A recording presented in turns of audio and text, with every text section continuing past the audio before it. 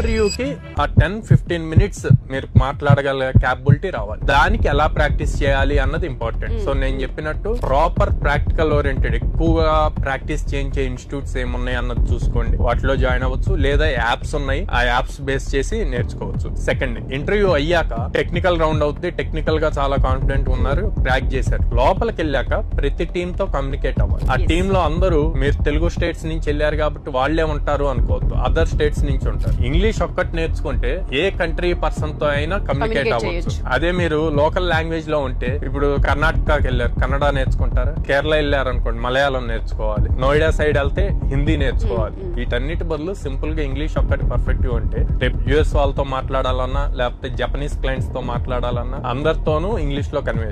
Simple language, కొంత focus important. అది చేస్తే మీ టెక్నికల్ స్కిల్స్ తో పాటు కమ్యూనికేషన్ స్కిల్స్ ఉంటే గనక ఈజీగా క్రాక్ చేయొచ్చు. ఇక్కడ స్టూడెంట్స్ కూడా సార్ మేము టెక్నికల్ గా చేసేస్తాం, వచ్చేస్తుంది జాబ్ అన్న పాయింట్ లో ఉంటారు. రియలైజ్ అవ్వరు communication skills plays the key role అన్నది.